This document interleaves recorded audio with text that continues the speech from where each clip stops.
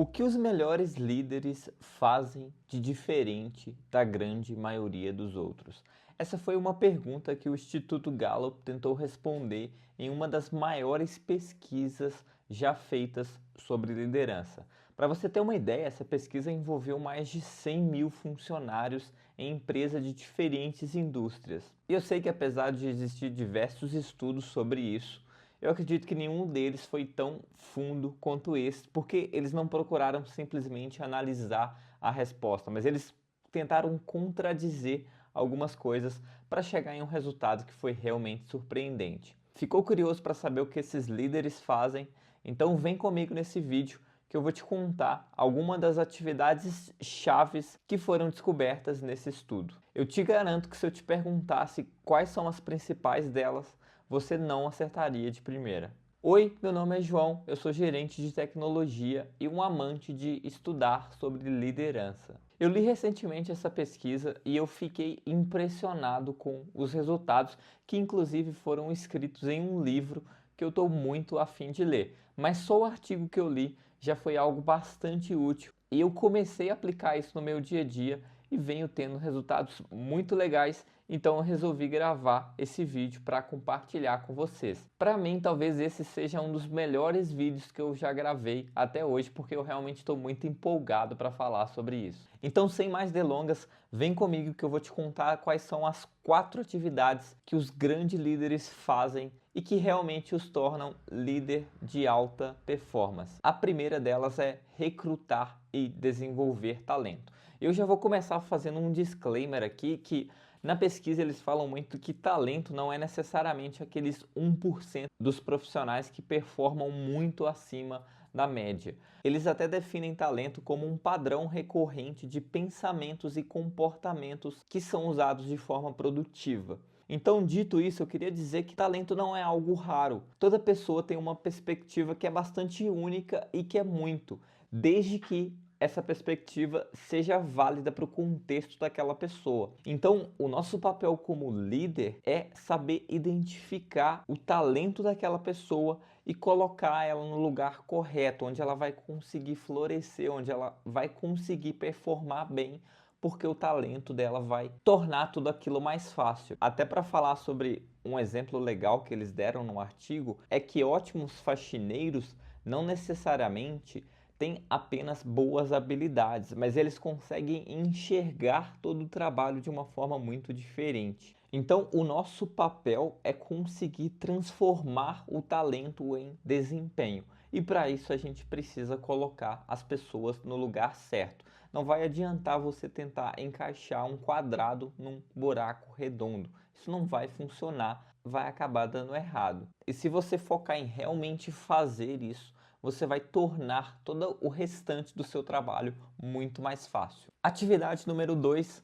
Passe a maior parte do seu tempo com as pessoas de alta performance. Você precisa entender que o principal objetivo do seu tempo gasto com os seus liderados é transformar talento em desempenho. E para você conseguir otimizar isso, você precisa começar a passar mais tempo com aquelas pessoas que já performam muito bem. Isso pode parecer um pouco contraintuitivo, mas na verdade, se a gente conseguir dar mais atenção para pessoas que já performam muito mais, a gente vai conseguir gerar muito mais resultado, porque essas pessoas já são muito boas e a gente vai conseguir extrair ainda mais, transformar ainda mais talento em mais desempenho. Se você está gastando muito tempo tentando melhorar os profissionais de baixa performance, você está deixando de tirar muito proveito dos profissionais de alta performance. Antes de eu falar sobre a terceira atividade, deixa um like aqui se você está gostando do vídeo e se você concorda com as duas atividades que eu já falei. Trate as pessoas de maneiras diferentes. A gente está acostumado com um padrão de pensamento que a gente deve tratar todo mundo igual ou que a gente deve tratar as pessoas como a gente gostaria de ser tratado, mas a grande verdade é que nem todo mundo quer ser tratado como a gente gostaria. Então você precisa começar a tratar cada um dos seus liderados da maneira que eles mais gostariam. Isso vale para frequência de one-on-ones, para a forma como você dá um feedback para a pessoa, se ela prefere o feedback durante o one-on-one ou no momento em que você viu determinada atitude, se ela gosta de ser reconhecida em público ou não. e qualquer outra preferência que ela tenha. E para saber de tudo isso, você tem que perguntar para essas pessoas como que elas preferem essas atividades, esses feedbacks, as one-on-ones. Então, fazendo isso, você vai estar tratando aquelas pessoas da maneira como elas querem ser tratadas. E isso vai facilitar muito o vínculo entre vocês dois. O seu papel, no final das contas, é como um jardineiro que tem que cuidar do seu jardim, que são os seus liderados. Então, você vai ter pessoas que são como samambaias, por exemplo, que elas só querem ficar no canto delas ali e não querem que você incomode muito. Já outras pessoas vão requerer e querer uma atenção muito maior, então você tem que ter um cuidado diário com aquelas pessoas. Então, esqueça essa ideia de tratar todo mundo igual. E essa próxima dica pode ser algo muito surpreendente. E ela é: foque nas forças, gerencie as fraquezas. Eu gostei muito de ler isso porque isso é algo que eu já pratico muito comigo mesmo, mas também com os meus liderados. Sempre quando eu faço uma avaliação de desempenho, quando a gente vai criar um plano de desenvolvimento, eu falo com eles para a gente focar muito mais naquilo que eles já são bons, nas forças que eles têm, para a gente melhorar ainda mais. E as fraquezas a gente tenta gerenciar, a gente tenta levar elas para um nível que aquilo não atrapalhe a performance da pessoa. Mas, João, isso quer dizer que as pessoas nunca vão melhorar aquilo que elas precisam melhorar? O grande ponto é que todo mundo tem aptidões naturais, todo mundo tem um talento. Ao mesmo tempo que essas pessoas têm fraquezas, tem coisas que elas não são boas naquilo e elas nunca serão. Imagina, por exemplo, você chegar para um Usain Bolt e falar com ele que ele tem que treinar para ele fazer uma maratona.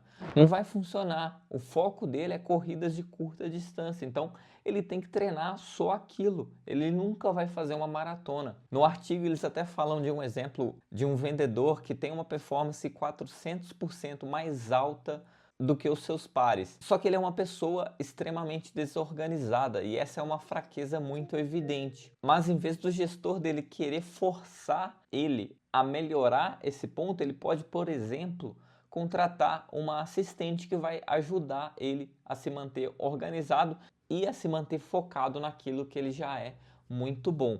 Então, para a gente conseguir gerenciar isso com os nossos liderados, a gente precisa trabalhar em forma de parceria, onde a gente consiga gerenciar as fraquezas dele, ao mesmo tempo em que a gente dê espaço para eles focarem nas fortalezas e performarem muito bem naquilo que eles têm uma aptidão natural para fazer.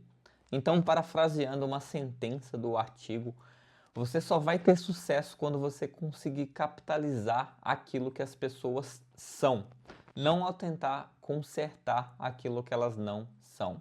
Foque nas forças, gerencie em torno das fraquezas.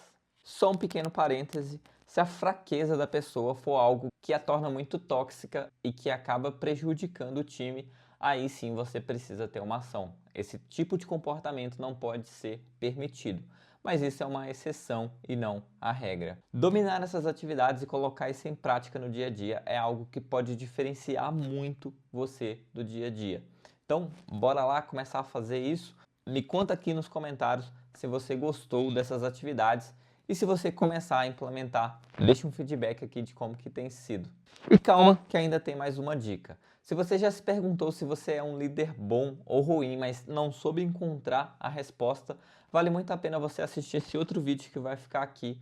Lá eu compartilho algumas dicas de como que você pode chegar nessa resposta. Obrigado por assistir até aqui. Antes de ir, não se esqueça de se inscrever no canal para não perder nenhuma novidade. Tem coisa boa vindo por aí.